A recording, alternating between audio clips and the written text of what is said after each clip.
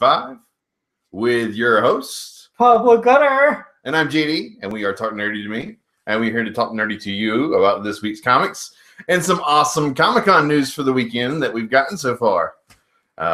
We have our own grading scale for our week's comic reviews: buy, skim, pass, variations on buy and skim, strong buy, weak buy, strong skim, weak skim, and we have contenders for our best book of the week, which we call our... Our B-Bow? Yeah, did you forget? I was just so distracted by the man bun that I was like, is he really wearing a man bun today? Yeah, I had to get it out of my way. For shame. Had to get it out For of my way. shame. Anyway, we had the B-Bow, the back and bag of the week, where we just put it in a pristine bag and let it collect value. Dust is more like it. Yeah, dust is what. Yeah, but hopefully, we hope value. Yes. What else? We have the ringtone for when we're reviewing. Oh yes, I didn't actually pick one yet, but I'll pick one on the spot right here, right now. So identify this ringtone or this tone here, and Pablo will hook you up.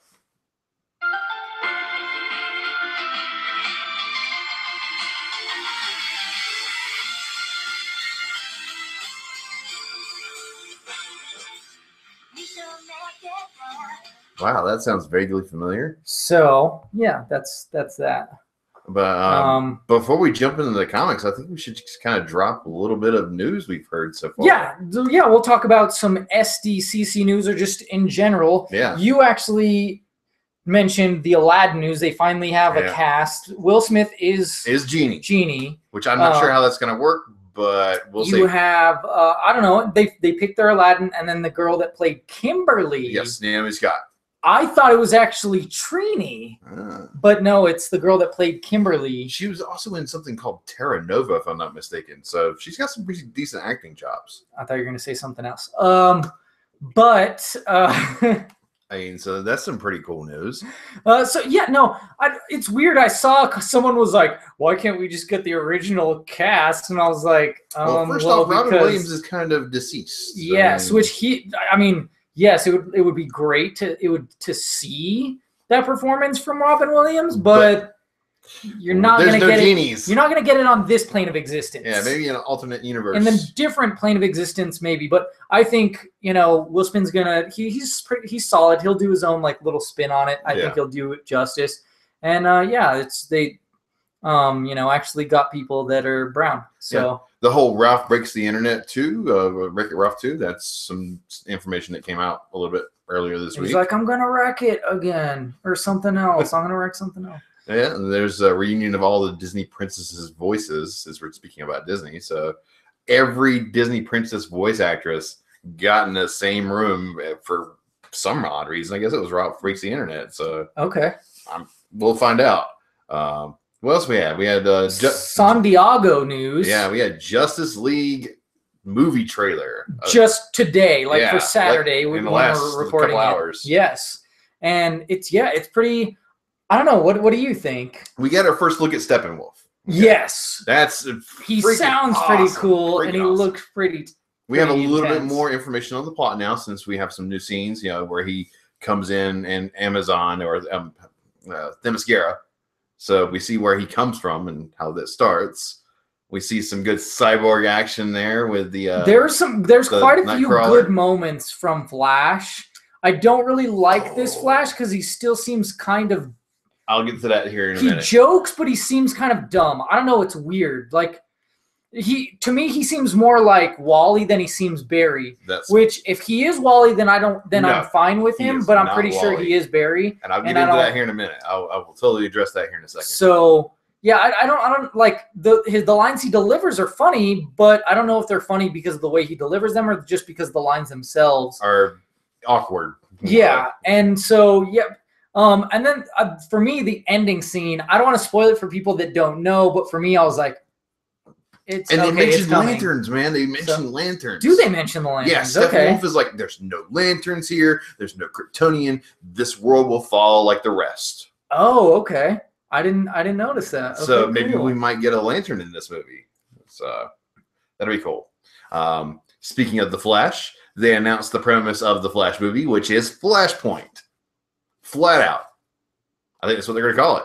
Okay. We'll see how that happens and how that works out. There's also rumors, because I don't feel like it's, I don't know, it's a news enough that even like Bing has it on their news feed, which is they intend on replacing Ben Affleck. Which, if they do it right, it could work, because if they set up Nightwing and then kill off Bruce and then have Nightwing become Batman, I'm fine with that. But if you're just going to do some stupid way of getting him out without killing him off and then having just magically replace him like Kilmer thing. Yeah, if it's like that, then I'm gonna be like, this is stupid. Well, and according to the interview where the trailer was released and everything, all the panels, they basically said, well, Ben Affleck said he loves this. He's not pissed off with his writing being changed and the script was being changed. He loves the character. He loves the direction they're moving in. So he's excited about the Batman. The guy he picked is good. Oh yeah, like that's the thing is.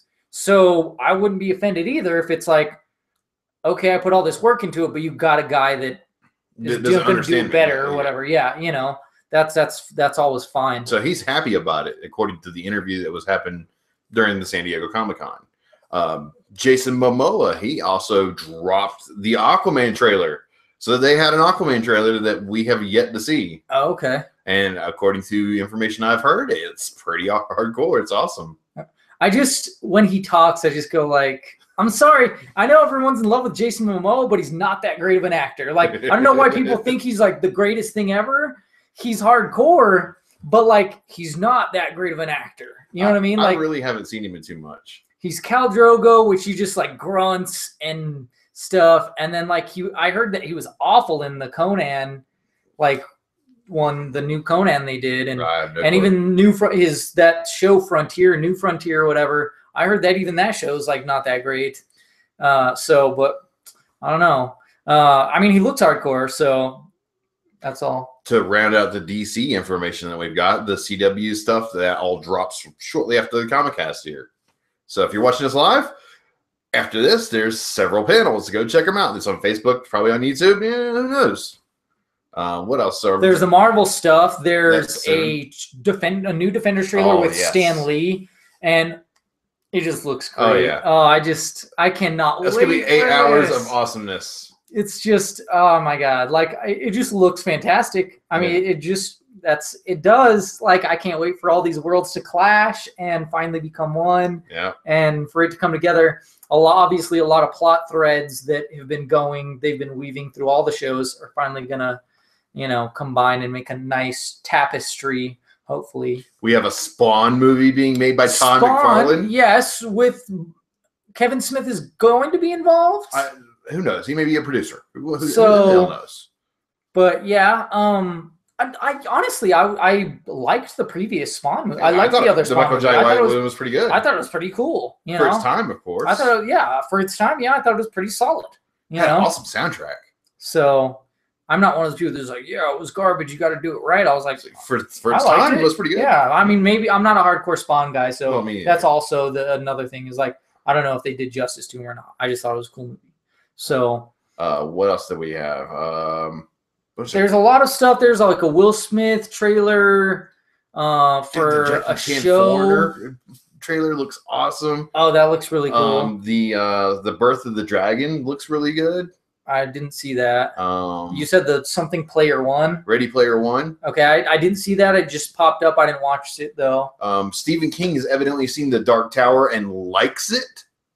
So if the master likes The Dark Tower, I think I will like The Dark Tower. Okay. All right. Cool. But yeah, there's that Will Smith. I think it's a show, and it's like they're police, but there's like orcs and fairies and like other stuff. So like there's this racial tension going on. So it's like but it also includes magic, but it takes place in like a real world. It's another thing interesting. Let's move on to games. There's a lot of games announced. They announced season 2 for Batman Telltale game. Yes, they did. They announced the Wolf Among Us #2. Season 2, yeah. I mean, and then the season finale for The Walking Dead. Yes. Or the final season. I shouldn't say season finale. The trailer for that. The trailer for Game of Thrones came out. I mean, there has been so much information in the last, 72 hours? We can't even keep track of it. From the last, last week and everything. It's been basically ever since Thursday. Mm-hmm. And it's been nonstop. So sometime this week, Pablo and I are going to get together and we're going we're going to talk about cover it more in depth. Yeah, because I can just sit down and make a list, and it'll take some time.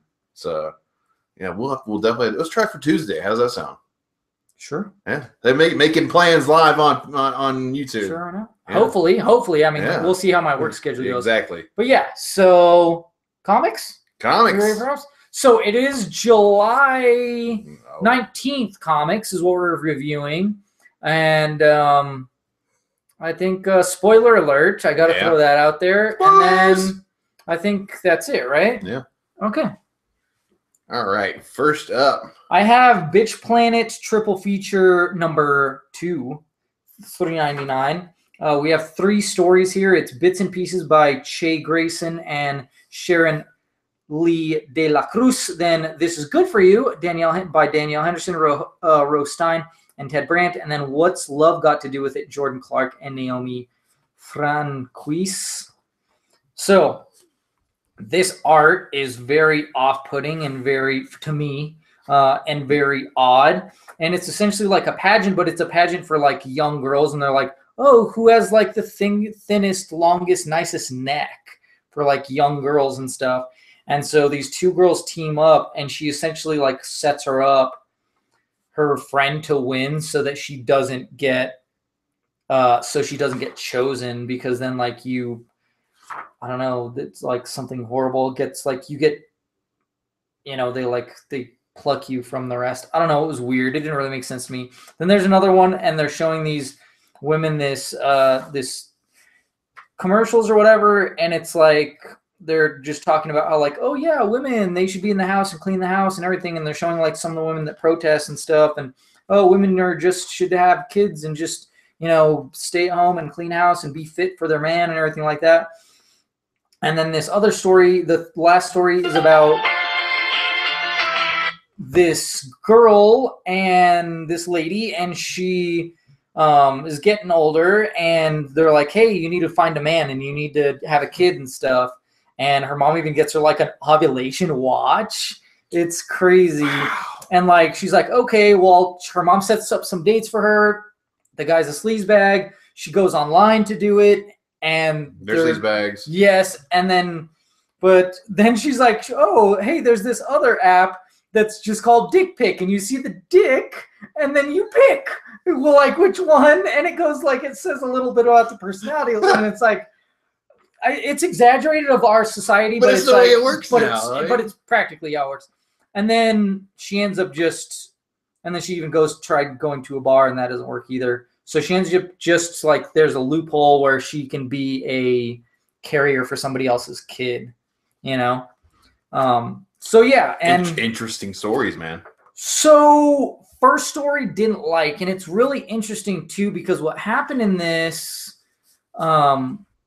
so at the end of this, like there's always extra content, like they have essays, and then there's tweets and all kinds of other stuff that usually puts this book, from like a strong buy to like a contender, or from a buy to a strong buy, it all hits it up to that next notch.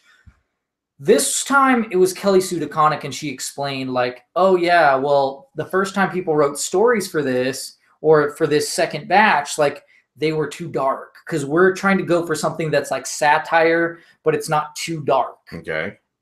And she's like, a lot of these stories had to be redone so that they were more comical. Yeah.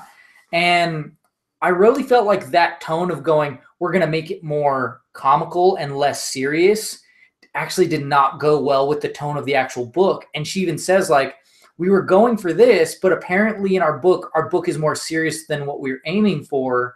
So should we make it less serious and more funny, or should we just stick with what we got? And I'm like, yeah, you should definitely just stick with what you got, because it's sending a better message, for one, because it's more serious. Yes. Even though it is satire still, you're actually making real world opinions, and right. It's like it just seems more relatable to make it more serious and more and darker, that darker tone. So this one, I have to say, like some of the stories, they were like, that first story did not like, and it was mostly the visual is part of it, but even the story, it didn't make sense to me very much, like the end of it. Second one was good, third one was good, like you can all see how it relates to real life, and go like, oh man, like that's messed up. Like that's pretty much what we do, you know? So those ones worked a lot better, but I still feel like I'm scared now for the actual main title if they're going to make it more humorous like they wanted these ones to be. You know what I mean? So I don't know. Like I said, because that first one I don't really care much for, I'm going to have to say that it ends up being a buy for me. Okay. So just a buy. Yeah. So this is the first time one of these books, a bitch book, has been a buy. A buy. Yeah. I think all the other ones have been strong buys. I'd like to address this real quick. We just got a message from Slay J. And Slay J is asking about why Steppenwolf for the Justice League movie. I actually have an answer for this. It's a build-up. You're going to see Steppenwolf. You're probably going to see Desaad. I want to see Calabac the most because my favorite is Calabac. He'll be closer to when Darkseid comes around. You're going to see Granny Goodness. It's kind of an escalation thing. I don't like Granny Goodness. I mean, but I'm just saying, you're going to see the minions before you see the big bad. You know? Yes. There hasn't been enough build for it's a new Thanos. Universe. I mean, Darkseid.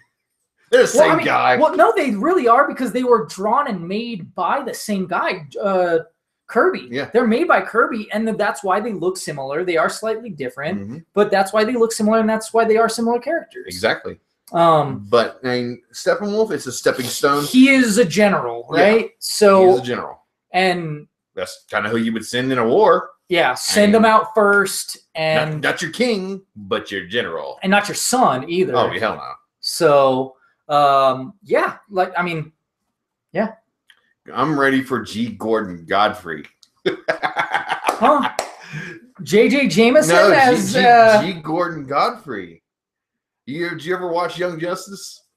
Yeah. All right. In the second season of Young Justice, G. Gordon Godfrey, he would go through and do bad PR against the Justice League and stuff. Okay. But his voice was of Tim Curry, and it was so brilliant. Tim Curry has a great voice. Oh, it was just so brilliant. But thanks for the question, Slay J. Appreciate it, buddy. Never. No. Anyways, we got Luke Cage #3. Power Man Go Home. What? That's racist. David F. Walker is the writer. Nelson Blake, second artist. Marcio Meniz as color artist. So yeah, this one it's kind of starts like with the ending, and then it starts with the end of this book. Pretty much. Like Tarantino's pretty much. Yeah. And then it gets back to how the previous issue ended. And it's like this guy attacking the other guy that was created by that doctor. And then they have those weapons. He actually gets stabbed with one of those weapons, like in the freaking chest. I was like, dude looked like he just got stabbed in the heart. He's dead, but apparently it was just like barely off. So, but he is in a really bad way. They do take care of the other guy. So the son of that mobster is gone. And then they go back and they're like getting more information from this lady. And they're like, she's like, hey, he's like, I know you know more than this. And then even that other family, they go to the other family to recruit them to take out Luke and this guy. And then a certain someone makes an appearance at the end. So it's going well, dude. Like, I love this threat level that is like the Luke Cage threat level. The Luke Cage could die at any moment, or any of these guys that have like a similar ability as him, except the other ones are crazy and blue. Yeah. Most of them, not all of them, but yeah, they're either crazy or blue or something. Yeah. So yeah, strong buy. It's a contender. Nice. It's fantastic. I'm loving this series so far because it's added something that hasn't been in, I feel like, Power Man comics or Luke Cage comics in a while. So, yeah, here's the digital code. F for Familia, C for Carlos, and for Marcos, 421, Z for Zorro, 4181, X for Xavier. All right, I picked up Super Sons #6. It is written by Peter J. Tomasi. Jorge Jimenez is the artist. Alejandro Sanchez is the colorist, and Rob Lee is the letterer. And we get where Jonathan is kind of getting permission to go out and play and test his abilities, whatnot. So he's out in Metropolis, and Damien's kind of escorting him around, showing him the ropes. They kind of harass the guy jaywalking, because Damien's a jerk, He's like, well, this is not how we do stuff in Gotham. He's like, this is mine. And we get Gar and the Teen Titans kind of showing up.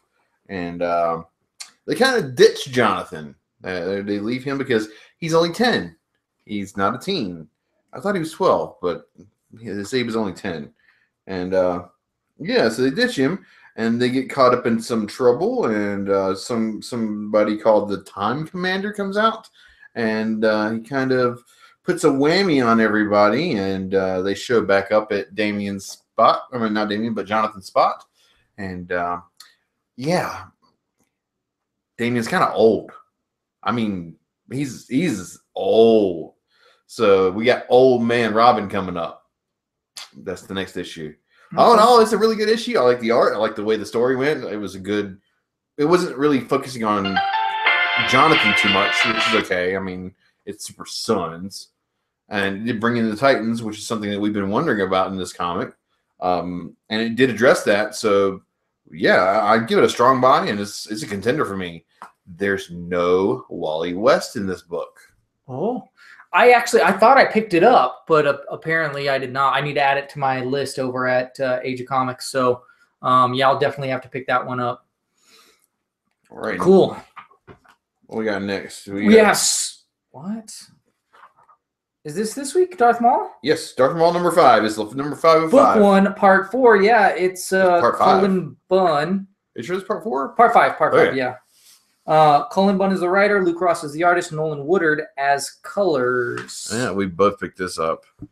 Yes, we did. All right. And so we have the epic fight between this Padawan and Darth Maul, and it's great because she's actually doing a really good job of holding her own. Exactly.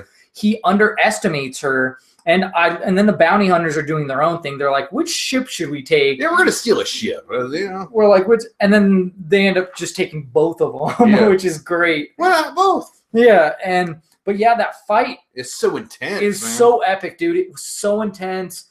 This has got to be one of the best lightsaber fights I've seen in a long time. For sure, dude. For sure. Because, the last Vader comic, he got owned quick. Yeah, he did get owned pretty quick. And this one was really well done. I was impressed with this fight. Like, I think fights are hard to do, and then a lightsaber fight, probably even harder. Yeah. So, like, this artist knocked it out of the park. And then I love that he was just like, he was like, you are a Jedi, and like, he just, he does his thing. And then I love it when he gets back, and he's like, the Emperor's like, oh, I kind of knew. I knew. He's like, I knew. You can't hide nothing from me. Yeah. I'm proud of you. I'm proud of you, buddy. He's like, good boy. He's like, you didn't think I knew what you were going to do? Like, I did this on purpose. He's like, oh, by the way, are you sated? And he's like, no, I want more. And he's like, good. Yes. And I was like, yes. Which makes me go like, oh my God, I wish like so bad that like he would have gotten his, you know what I mean? Like, I go like, oh, okay. Like, it kind of makes me happy that he was able to kill Qui-Gon, which was a master. But then it makes me like disappointed that like he wasn't the one. As much as I hate this, killing younglings. As much as I hate that, like I could see Maul killing younglings. Oh yeah, Maul was an animal. But like, I just think that's below. So you had off and on moments with this 5-issue series. What do you think about the series as a whole? Before we get into this actual issue. As a whole, it was pretty solid. Like I said, I still want my, like, even now that they have actually stated that the way that you get a red lightsaber is to bleed it, and he has 2 blades, which means what? He may have been given this lightsaber as part of a trial or something like that, and this is part of his bleeding trial. But he's already got a lightsaber. See, that's what doesn't make sense. See, that I feel like there's some... Yeah, there's some continuity issues. Yeah, there's some continuity issues there, which is like, hey, if you've never killed a Jedi before, then why do you have 2 crystals? Yeah, I mean, I guess you don't have to kill a Jedi to do it. You just have to make the crystal bleed. Yeah. So it's like a rite of passage, and we're seeing it post-time. But nonetheless, I still want to see how and why he has... the dual blade, So eventually, hopefully, we'll get some earlier Darth Maul stuff. Our next book that we have from Star Wars is a 5-issue series will be Mace Windu. That I'm totally jacked off for that. So that's gonna be great. We're gonna enjoy the hell out of it. So what do you think about the book? This issue's strong by contender, without a doubt. I'll agree. It was so freaking strong amazing. by contender for me as well. Strong with the Force. This is probably one of the best series of the 5-issue arcs, with the exception of Lando. I liked Lando. I finally went back and read it. I liked the Anakin and Obi-Wan one. Was my favorite. That was pretty good. But Lando was good for me. I enjoyed the heck out of that. So here's digital code. Check it out. Let us know what you think, and we'll continue on. W for Whiskey, Z is in Z, Z is in Z, V is in Victor, 90, K is in Cabal, B is in Ben, 5, R is in Red, W is in Whiskey, C is in Cult. I don't know. I'm just throwing stuff out of my head instead of Sure. Now it's time for Archie number 22. It's Over the Edge part 3. We have Mark Waid, story by Mark Waid, art by Pete Woods. Yes. So yeah, it's crazy. It's really intense at first. We have Betty, and she is actually like flatlining. Oh yeah, so the last issue they were all in the hospital. And then it goes to flashbacks like when she was a baby. The dad is really clumsy, and they're like, oh yeah, hopefully she doesn't get with the guy that's as clumsy as you. And then there's Veronica, and she's being harassed by all these people, and then how Betty was really nice to her while all these people were harassing her. And then another moment where like Betty was really nice to the principal. Then it shows the origin of Archie and Betty. They're those little kids, and kind of like how they fell in love and everything like that. It was very cute and adorable. And then she comes to, and Archie's there, but he gets kicked out and everything. But there are some repercussions from the car accident. Ooh, so she might not be able to walk. Hey! I didn't read it. I just prognosticated. Yeah. So what does it have? Character analysis from the show, the Riverdale show? From the show, yeah. Oh, but God, I like all the characters a lot. Betty Cooper. I can't believe Jughead is one of those kids from Big Daddy. Oh yeah. Or The Sweet Life. Yeah, that too. Yeah, I couldn't believe that. I like Josie, but Josie's such a bitch in the show that I like. You don't want her to see you to get the Pussycats and actually succeed, right? No, it's not that. It's just like, and it sucks too, because like she's like that because of her dad mostly. I mean, really both of her parents, but anyways, yeah. So, what do you think? What's your grade? It's a strong buy, and it's a contender, man. Nice. It's really intense. I love how they're putting the drama in there and making it really, really intense. We're going to break the rules, or I'm going to break the rules, because this comic right here, Superman number, was it 27, deserves a 3-minute timer. What? Oh, yeah. This deserves a 3-minute timer. All right. Sorry. I didn't even read it, too. What? How'd you not read this? I didn't get to it. I've been... So then, since it's just me, I'll get it at 2. Okay. All right. All right. It's... hold on. Stop. Reset. I got it. All right. Anyway, written by Peter J. Tomasi and Patrick Gleason and Scott Godlewski.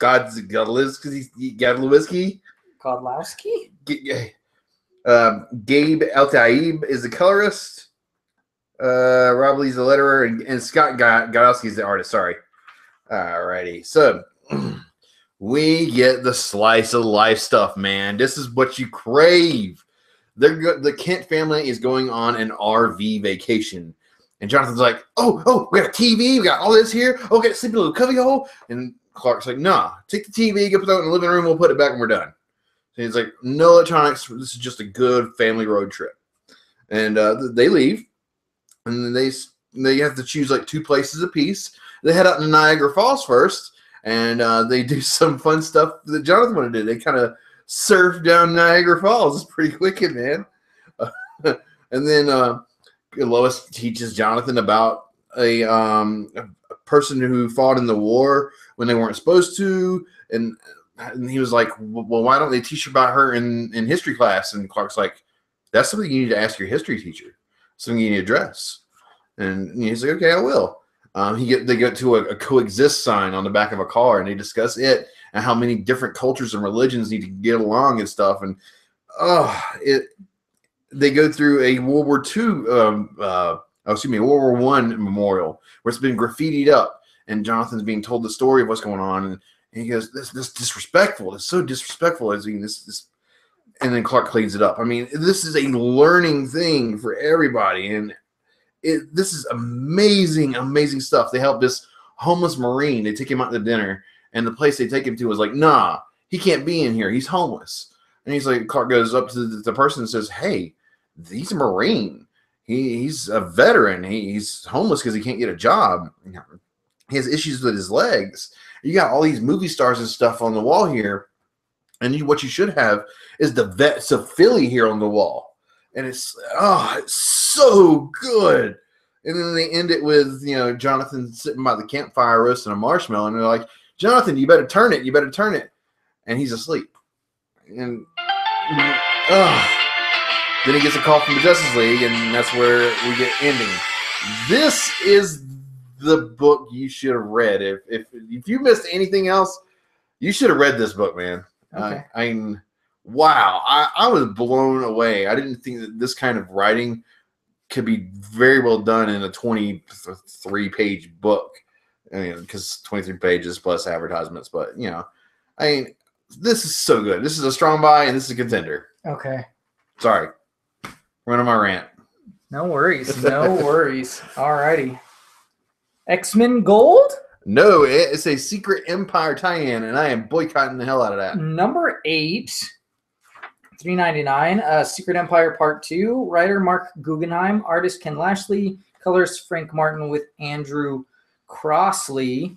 And so at the end of the last issue, this guy was shooting at Colossus. They made it look like at the end of the last issue that he was able to go organic metal, but apparently he wasn't. So then our Prestige, she actually uses her powers to stop the bullet and save his life. Then Kitty shows up. They also find out that he's planted all these explosives, or planted, as these bombs set up in the place. But Kitty can't disarm it, so they have to evacuate the building. Logan goes to help Nightcrawler, Logan, and Old Man Logan and Storm, and he's all messed up, and he's like, "Yeah, I can't die because I left hell, or I left heaven. I chose to leave heaven, and now I can't go back." And then you actually get the story of this guy, like why he hates them and everything like that.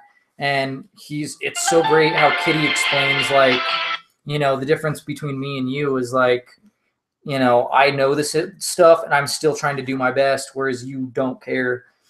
It was just that part like made the book for me, like what she says to him, like how she listens to him and everything like that. So it does end though with what ties into from X-Men Blue and the other Secret Empire book, which they're saying, "Hey, you can't be in New York because we're taking you to like California or whatever." Yeah, your Utopia or Xenos or whatever the place is called. So yeah. What you think about the book? But the actual issue, like, because only the ending part was actually Secret Empire related. Solid issue. So good. Like I said, sorry, I missed so out many on great it. moments. So yeah, strong buy and contender. And here's a digital code. I for Italian, T for Tomahawk, Y for Yank, Q for Quasar, Z for Zarbon, M for Mankey, W for Wesker, U for Ugly, Z for Zarbon, N for Nova, W for Wesker, S for Saiyan. Cool. Alrighty, next up we got was it number 27 for Green Lanterns? Yep. This will be Out of Time Part 1, written by Sam Humphries, Ronan Kliket. It is the artist, Hi-Fi is the colorist, and Dave Sharp is the letterer. Hold on, because that was at the very end. Man, that was a good cover. All right, so we got Jessica Cruz kind of waking up, and she's kind of in limbo, it seems like. And she's like, no, there's a bunch of monsters everywhere. It looks like she's like around volcanoes. Bird creatures are attacking Simon, and she's trying to locate Green Lanterns and can't find them. So she locates the only other human heartbeat on the planet and finds Simon, and uses a kitty cat to get rid of the big birds. It's so awesome. So they're so happy to see each other. Okay. Well, the Rings finds this big old white energy. And he's like, okay, well, there's got to be some white lanterns around here. Cool, let's go find them. And they go off on a hunt. We get this little interlude about this AI, and the AI becomes sentient and gets itself a robot body and becomes a lantern. Weird. No clue where the hell that's going. And anyway, we get Simon and Jessica going through and finding the source of the white energy, which is the being of white, the source of all life. Yeah, weird. And then they find out that it is Earth that they are on, but many years in the past, and Green Lanterns show up. So I imagine this is the first Green Lanterns. Yeah. Okay, interesting. It almost just seems like a separate thing. Almost. It's a setup. It's what it is. Yeah. It's jumping on point. Well, we had them like traveling at the end of the last issue, and now we have the setup so they can meet the first 7 lanterns, because that's what it was. Remember, because Vathum was one of them. Right. So are they going to meet Vathum here and start the whole cycle over again? I don't know. Strong buy, contender, great art, great story. I enjoyed it. Okay, cool. Now it's on to Astonishing X-Men #1. It is Charles Soule as the writer, Jim Chung as penciler, Mark Morales, Guillermo Ortega, and Walden Wong as inkers, Richard Isanove and Reiner Beredo as color artists. Yeah. So it's really interesting how they're talking about telepaths. Yep.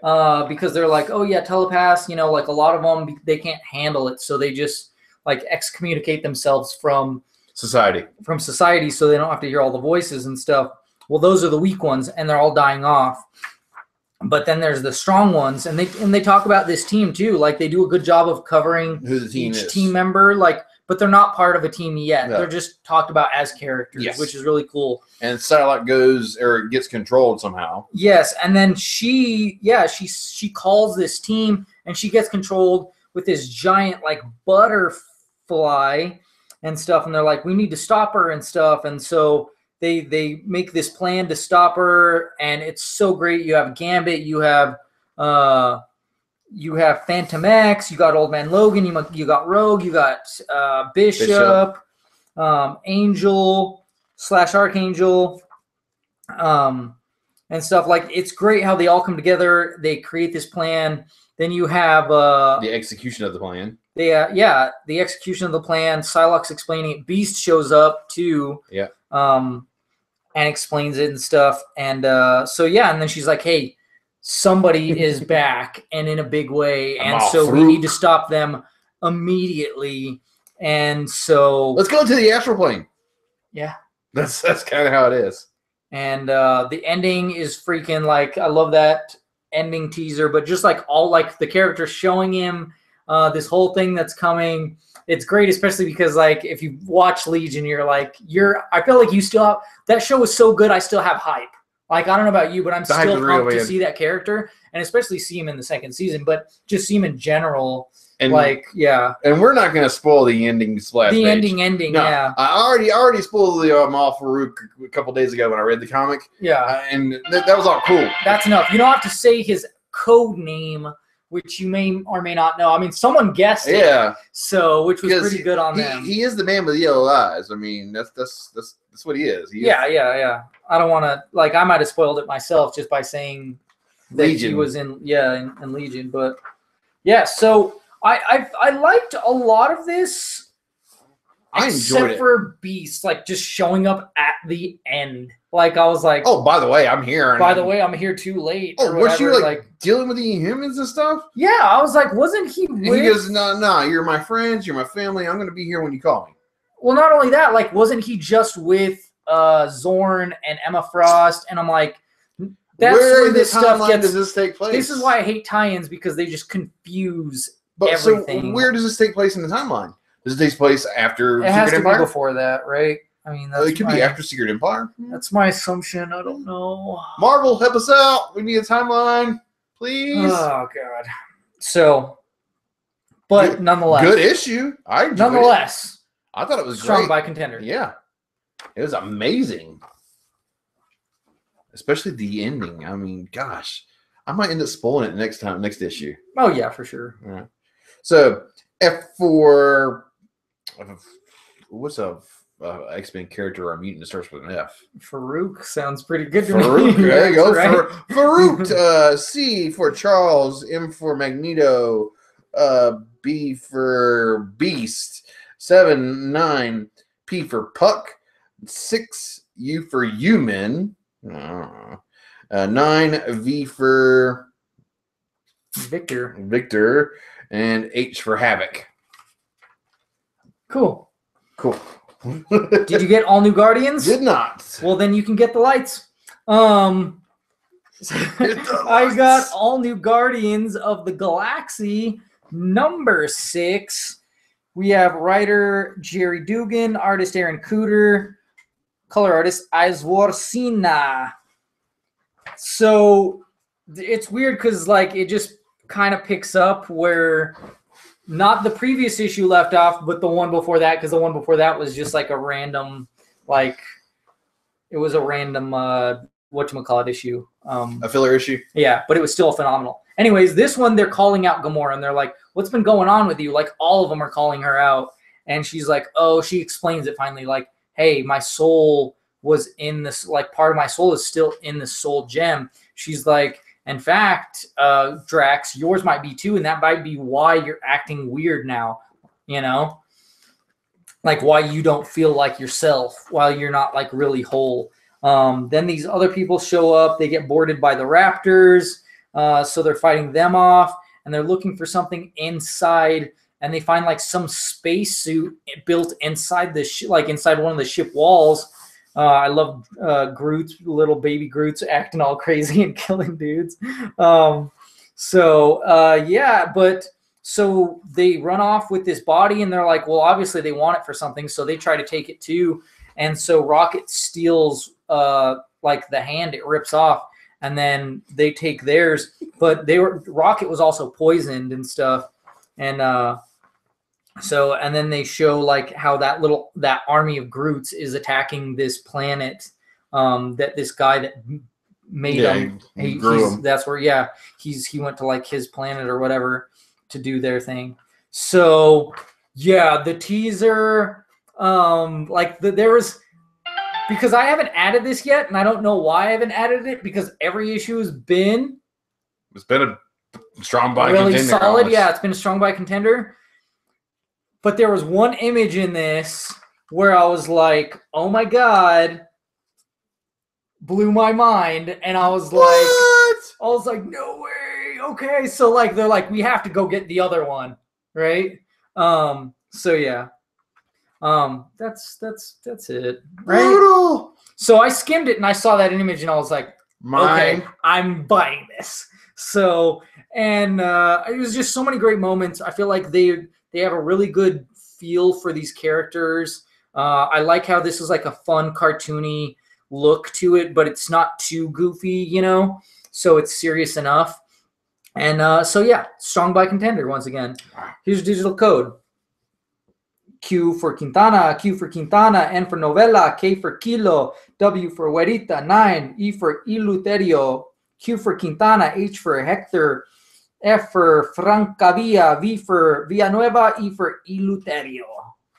Nice. Next up, we got some Hombre de Agua. Yes, he's the best. Number 26, it's $3.99.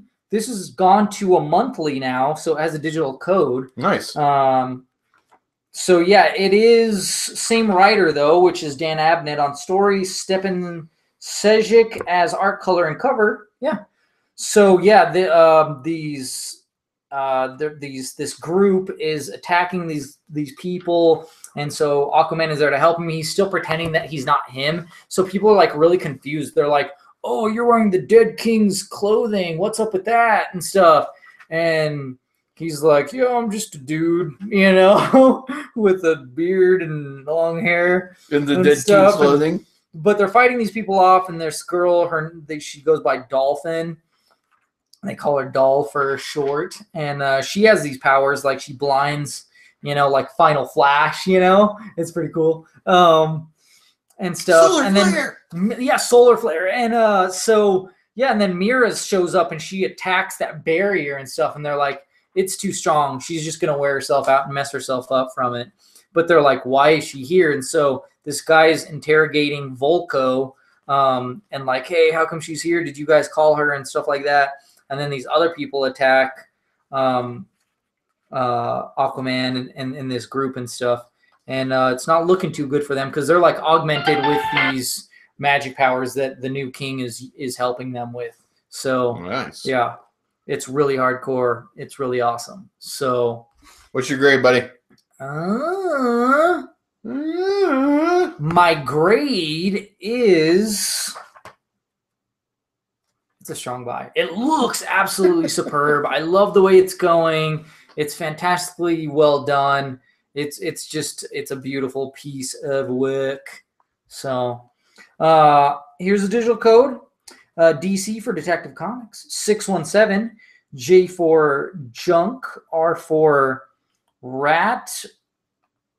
N for No. K for Kill. V for Vin. B for Batman. 06. Nice. So we got something on Twitter. I don't know. That's where we're about to... But it's time for a commercial break. Yeah. So we're going to take a nap here. Take a nap. So yeah, we're going to take a nap. To talk about Twin Sons comics and gaming, because they're all about that. Definitely about the gaming. Tabletop gaming. They go into the wee hours of the morning. They stay open until midnight almost every night of the week because of like Magic tournaments, or that's Friday Night Magic. They have Warhammer 40K. They got HeroClix. Yeah. They have Yu-Gi-Oh!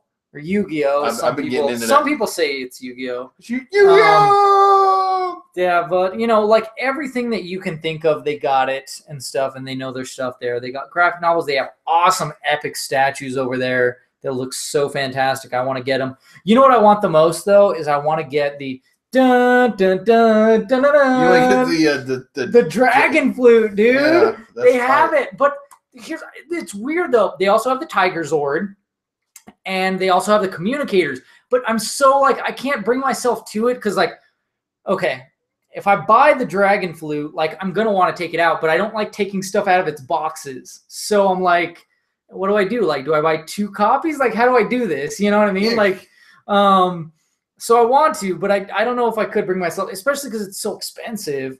I think it's like $80-$90, maybe $100. I don't know, for the dragon flute. Well, then they have the communicators. I would use that, man. That'd be just and awesome. Like you can change out the colors and stuff. But I'm like, you can't, like, I want to wear it recreationally, you know, and just like wear it out as like a regular watch.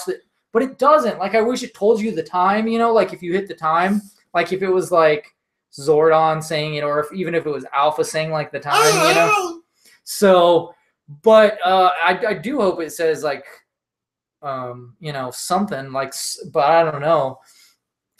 So I don't know. Yeah. And then the Tiger Zord, like they're all just so cool, man. Like it's crazy. And then they also have the stuff from Voltron, like the new Voltron show. They have like the sword, and they have the Zords, and then they have like they have each one separate, and then they have the one that's like the full actual Voltron. And I'm always like, oh man, those are so freaking cool. So yeah, it's freaking awesome. And they're located at it's in a shopping center by Wex off of Coors, near, like, also across from like Flick's Brew House, like across the street from there. I want to say it's Coors and Orilla. Yeah, I think it's Orilla. So it's in that area. There's like a Dairy Queen, but like that's also near there. I was all about the Guardians of the Galaxy. Galaxy. Dairy Queen treat they had, but they don't have it anymore. But yeah, check them out. They're awesome. Follow them on Facebook. Follow them on Instagram. They're fantastic. They're really great guys. I talk to them and BS with them about movies and shows every time I'm in there. Yeah, anything. They know they really know their stuff. So yeah. Before we get back into comics and stuff, I totally forgot a couple things for Talking Nerdy. The trailer for Stranger Things Season 2 came out. Did it? Yes, it did.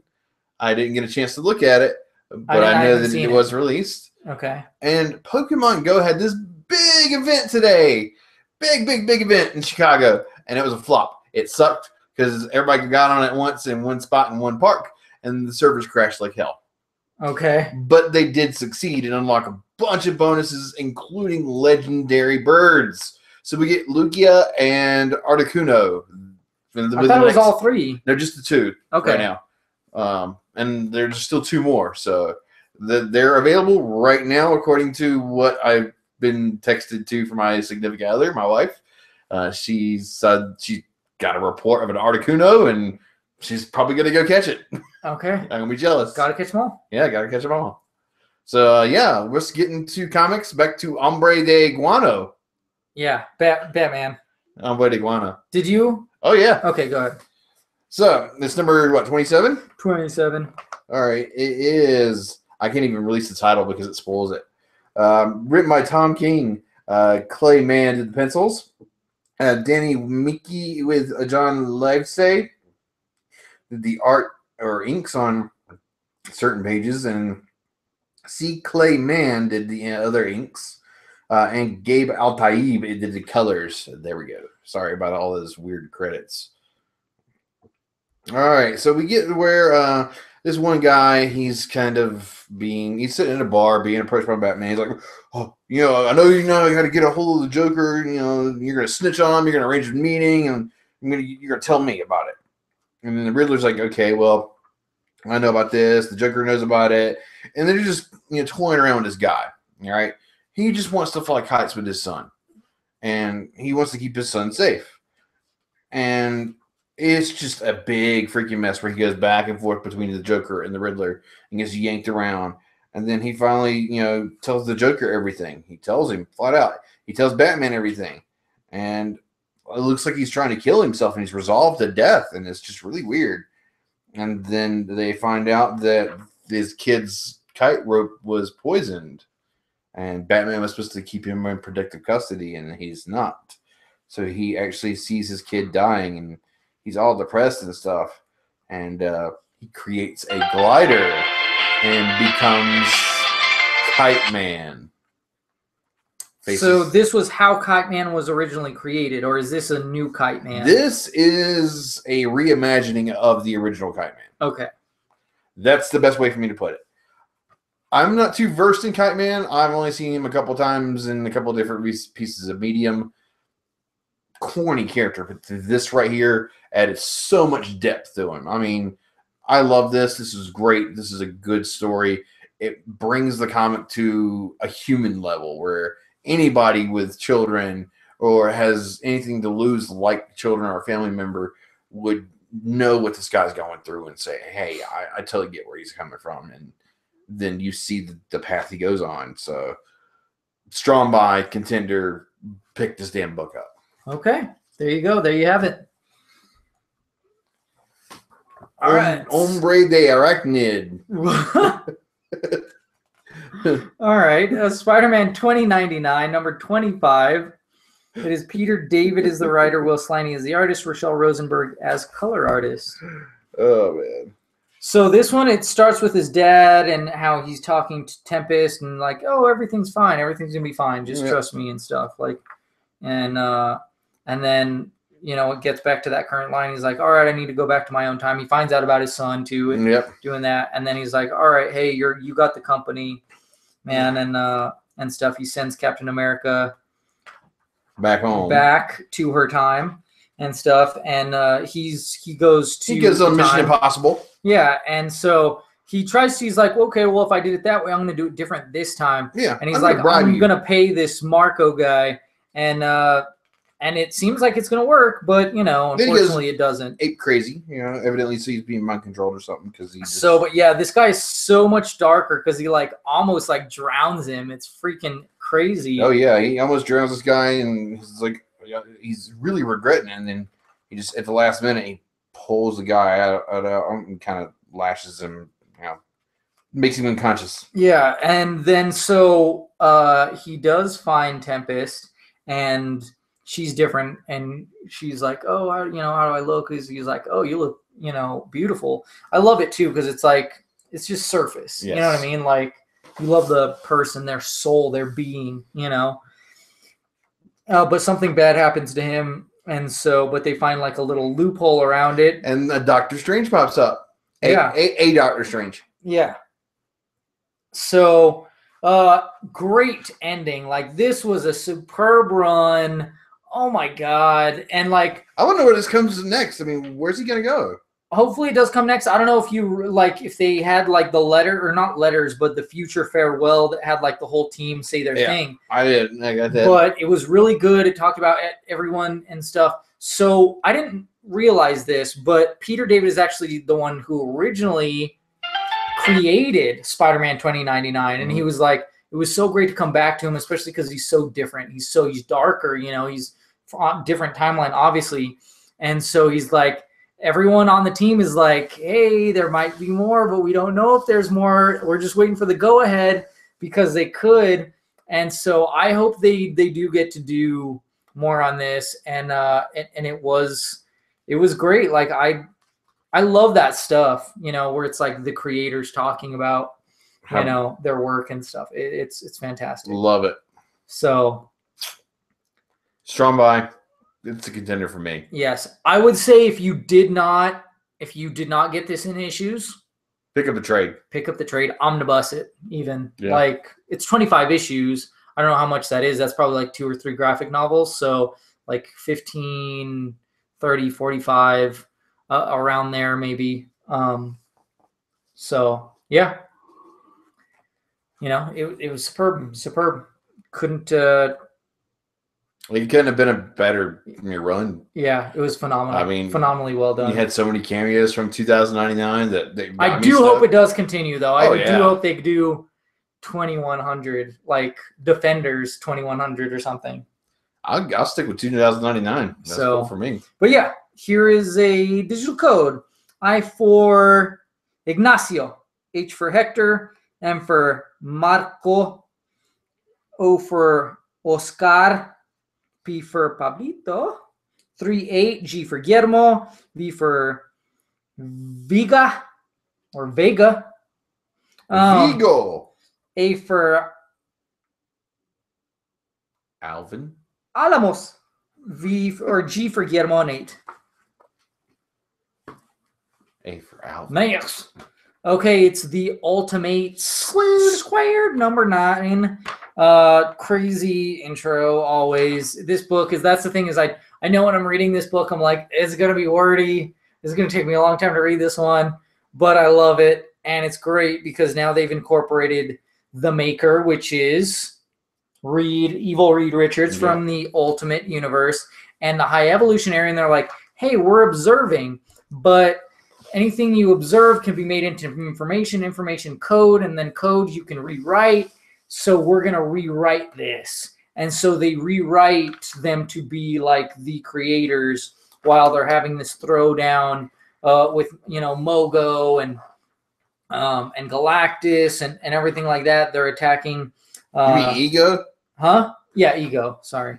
They're the same. Whatever. Right? They're both planets. It's almost the same. And then they do like incorporate. It's weird actually. It is kind of a Secret Empire tie-in because they're like blocked out because of that shield around the Earth. The Ultimates are, and they're trying to like protect from that Chitauri invasion. And it's like that's what the shield is for, and stuff. And so, but yeah, like it ends really like things do not look good because of how the Maker has made himself, and they've also brought in another team. So it's a teaser that you've probably been seeing in a lot of these comics. So yeah, I love it. It's interesting, and I think it's going to get back to the Ultimates, like the team, and stuff. So I like it. Like I said, it's totally out there, but I've always liked it. This is like weird stuff going on. It's going to like more like somewhat more grounded territory. Okay. Well, not grounded, but it's not grounded because it's in space, man. Yeah, but like just like with the actual Ultimate team. Yeah. Instead of like these beings of creation and all that chaos and cosmos, and it's just nuts. A reality stuff. So yeah, here's digital code. Oh, did I say grade? No, I did say grade. For me, it's a strong buy, but I don't feel like it's quite a contender. Okay. So, alrighty. So I'll get to read the digital code. Check it out. Let us know what you think. F for Fantastic. C for Cosmo. M for Marvel. M for Marvel. R is in Richter. 7. M for Marvel. R is in Richter. 0. L is in Lightfoot. R is in Richter. I is in Indigo.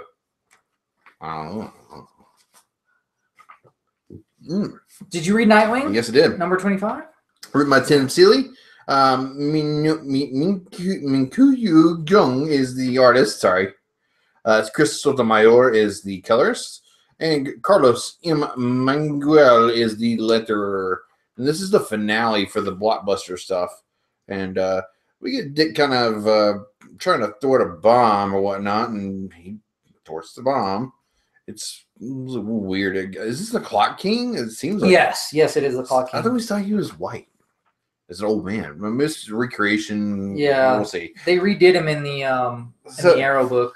So anyway, the tiger dude, Tiger Shark, he's all upset because his tiger's dead in the water.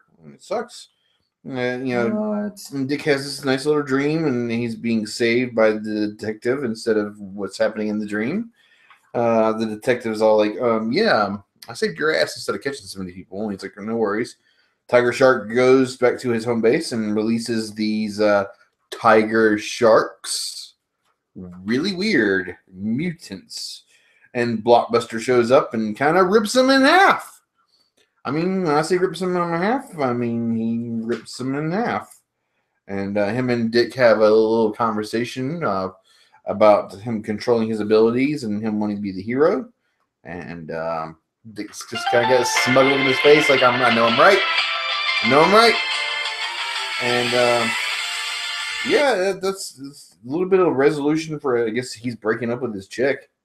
I mean, that's kind of what it looks like towards me. I mean, that's what I gathered from it.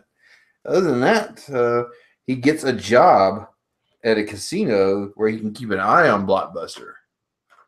So we'll see how Dick Grayson becomes a dealer in the gambling world. I like it. I love the art here. It's a great resolution to the Blockbuster. Looks awesome, it and sets up the whole thing for relationship issues with the new job and everything. I like that stuff. That's what I like. Strong by Contender. Okay. Contender. I got Trinity number 11. It's $3.99. It's story and cover by Francis Manipool, art by Manipool, Scott Hanna, and Scott Godlowski. Colors by Will Quintana, Blonde, and Manipool. And so, yeah, there's this great spread with Wonder Woman, how she got this thing, this parasite, but she learned about it through its connection to her, and she's like, okay, let me have control so I can do this, and she's fighting this other, like, robot thing, and they're like, oh, you guys came after this because you were trying to control it and stuff. Batman's trying to revive Cyborg, and Superman's trying to stop this thing from plummeting to Earth with the help of the Green Lanterns, but then they pass out. So, yeah. And Wonder Woman shows up to help. And so they're like, all right, we need help so this thing doesn't completely crash. They're like, we need to land it somewhere that's safe. They're like, LexCorp, that's a building that can withstand like something like me, Superman says. So, and then they come to at the last moment, all of them do. Flash does Aquaman to come together to stop this building from like collapsing on Dubai, and everything like that. And then they like have a nice little ending and stuff. It's great. So it's a happy ending? Yeah. Okay. Yeah, it was really good. It's a really great story arc. I really liked it. I don't know if it's the end of this story arc or no, actually it says next Constantine Satan Undead Man. Oh my. Oh my. So that sounds pretty cool. I don't know who the creative team is though, so we'll see. But this one, strong by contender, is phenomenal. This is a great arc. And here's a digital code. DC for Detective Comics 717, 5, J for Jones 1, L for Lex, X for X-Men. Sure. H for Home, J for Jones 1. Whatever. All right, next up we got Mighty Morphin Power Rangers numero 17, written by Kyle Higgins, and Henry Prasetya is the illustrator. Colors by Matt Herms. And the assistance is done by C.G. Ironmonger for certain pages. And Ed Dukeshire did the letters. Did you read this, bud? No. Oh, dude, it's pretty good. Life after Rita Repulsa. So Rita hasn't been seen in a little bit. And you start out with Bulk and Skull kind of doing the old Power Rangers news thing. They're fans, I guess. And no Rita, that means Power Rangers don't have to fight monsters. They can just, help other stuff. And they did fight a little bit of small-time monsters, no big deal. It's nothing that Kimberly and Trini can't help. Jason's kind of coordinating things through the command center, and he's making these awesome decisions and just doing great. They have to fight a tornado and get rid of the tornado so it doesn't destroy town. So they cool the air in front of it using the Mastodon Zord. Tommy saves some people using the teleportation services. I mean, it's just chaos, and Jason's just getting tired, and Saba and Alpha are like, everybody's like, dude, you need to take some R&R. We need to take some breaks. And this little slice of Billy and Tommy kind of bonding again. I guess Kimberly and her mom or something, and then I mean, it's a good book. I mean, it even has the nice what you want Zord picture towards the end of it. I mean, I love this art. This art is amazing. Read and get this. I did not read The Adventures of Squat and Babu because it looked like they were like toys. Zords. They're giant Zords. So I guess it looks kind of fun. Yeah. But all in all, the comic itself was just really good. I love the art. I mean, when I say I love the art, I mean, this is what I expect out of a Power Ranger comic. Right on. So strong by contender. Yes, it looks like it. Now, I got Generation Gone. It is published by Image. It is issue 1. It's $4.99. And the creative team we have here is Alescott.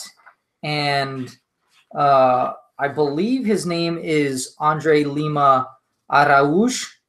And then you have Chris O'Halloran, Clayton Cowles, Tom Mueller, and Lizzie Kay.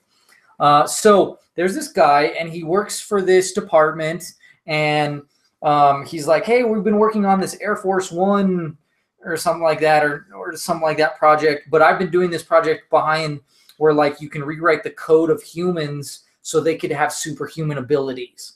And the guy's like, no, you need to focus on this. Well, there's these hackers that have been hacking into this group, and they're like, okay, we're going to hack in. We're going to steal like their projects, or not steal them, but just get the files on their projects and stuff like that.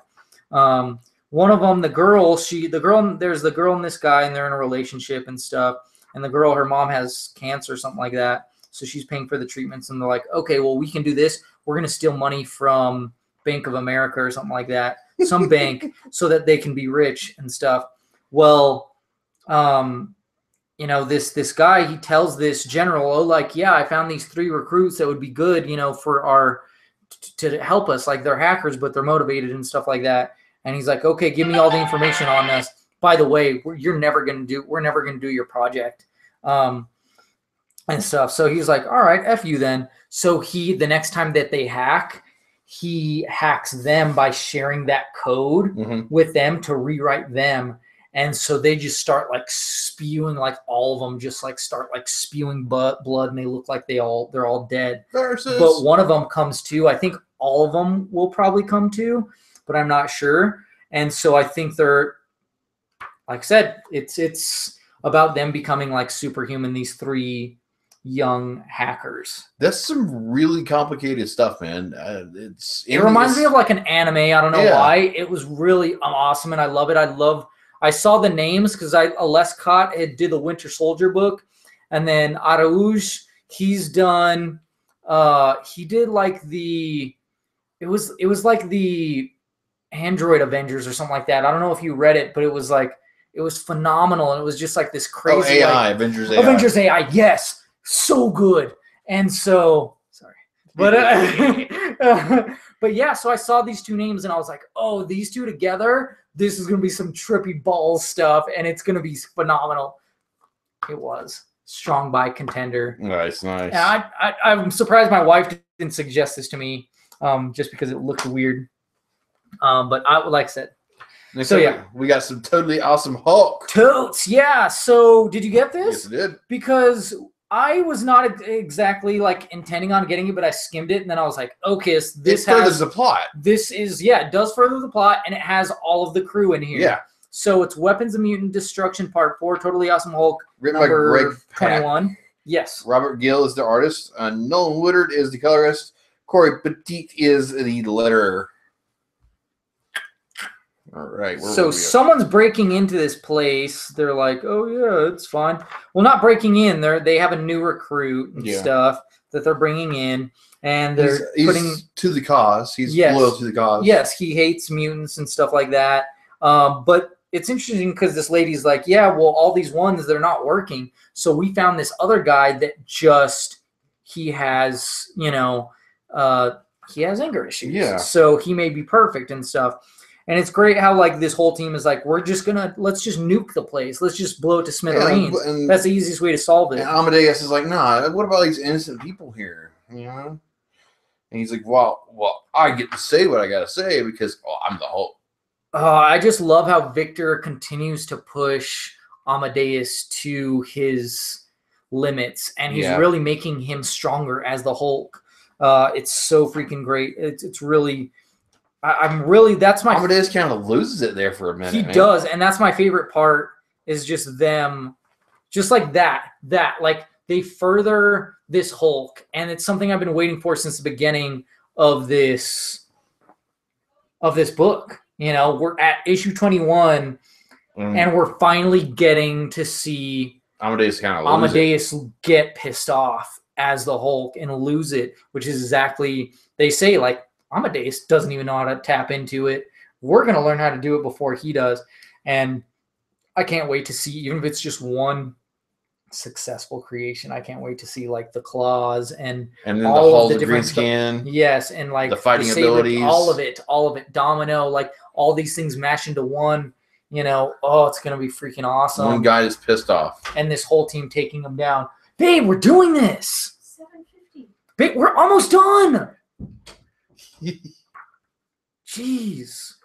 So anyway, strong by. It's not quite a contender because I don't really like some of the art style in some of the pages. I don't know what it was. It looked kind of sloppy, but I don't know. It just wasn't for me. I'm loving it. I'm loving it. It is a strong buy, though. I am loving it. So I give it a strong buy and a contender.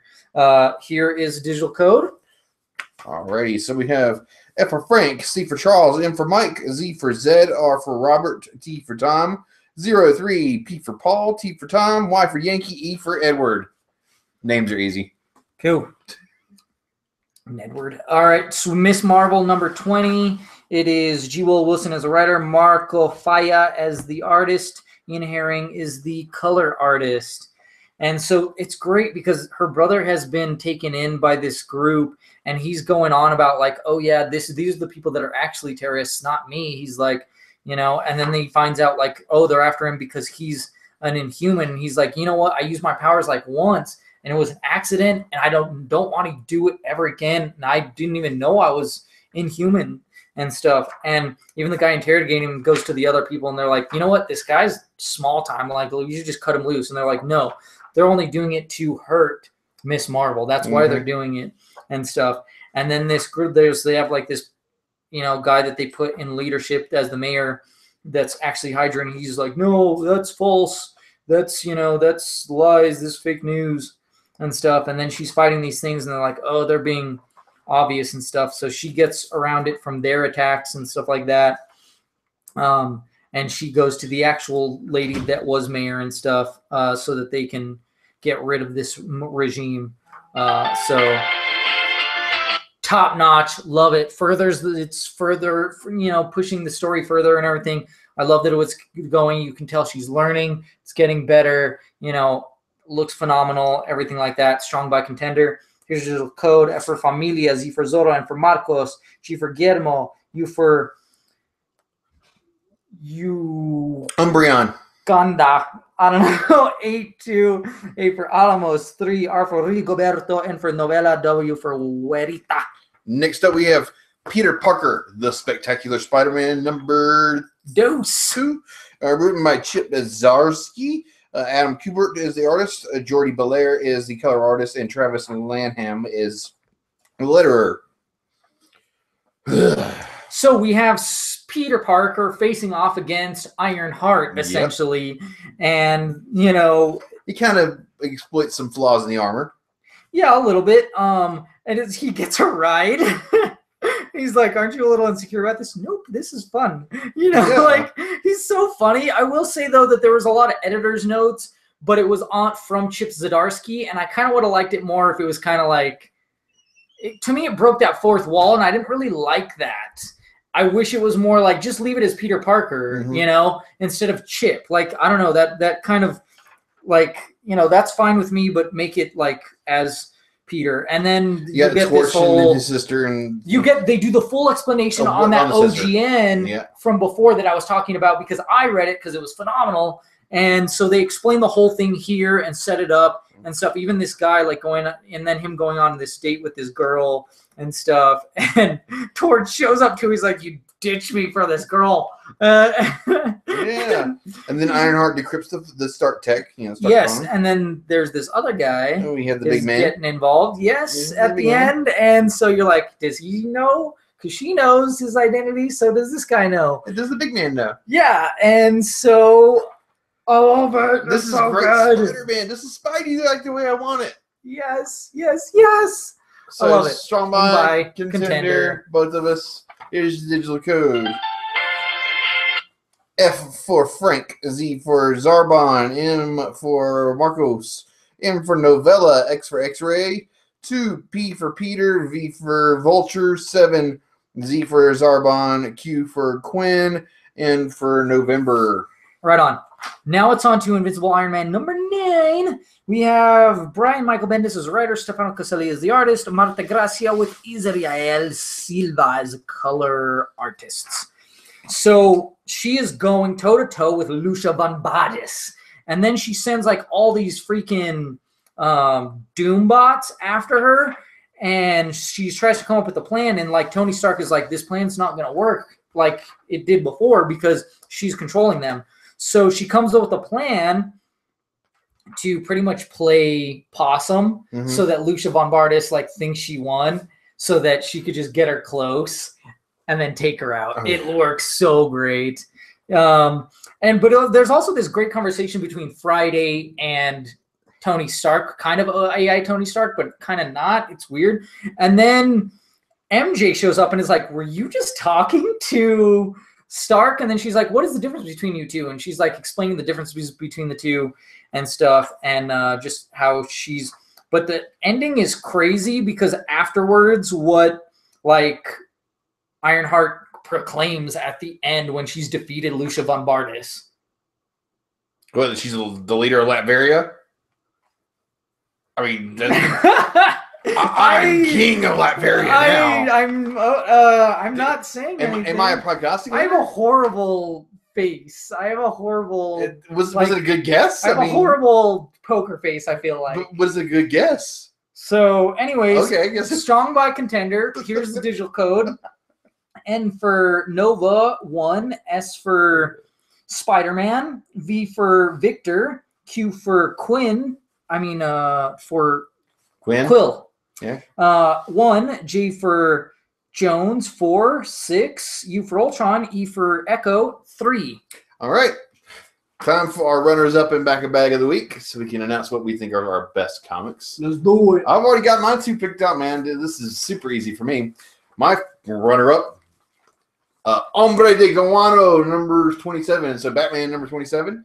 This was a great origin story for Kite Man. You could feel the tragedy. You could see it in the pages. You could just read the words. It just oozed with that feeling that just, So, yes, that's my runner-up, which, of course, makes obviously that my back and bag is Superman, number 27, where this whole slice of life vacation story was just amazing. How it was just all about ethics and whatnot. And basically Clark teaching Jonathan the truth of the American dream. Oh, dude, you got to read that book. Oh, I will. I will definitely read. And then any books that we missed, were not covered here, I will do written reviews and post those on there as soon as possible. My runner-up, I'm going to go with Generation Gone, number 1, issue 1, by Aless Cott and Andre Lima Arush. Loved it. Like I said, mind-blowing. I can't wait to read more. It was just so freaking great. But I mean, if you can tell from my excitement. Hombre de Arachnid. Yes. Peter Parker, the Spectacular Spider-Man, number 2 is my back and bag of the week. Just blew my mind. Loved it. It was so great. And it fixed kind of everything that I thought was wrong with the first issue, which made me go like, okay, first issue wasn't. They did address it in the first opening page too, where the credits are. So yeah, it was so good. Like, it was just top notch. And I love this Peter Parker that talks a lot, and he's like nervous, but he's like, kind of confident. Yeah, but he's kind of confident because he's been doing it for a little. I wish he was more like the tech, like had more tech gadgets though, like we are seeing in Homecoming, as well as the PS4 Spider-Man. So anyways, that's what you got for our stuff. Tell us what your BBAO and runner-up are, as well as any of these digital codes if you got them.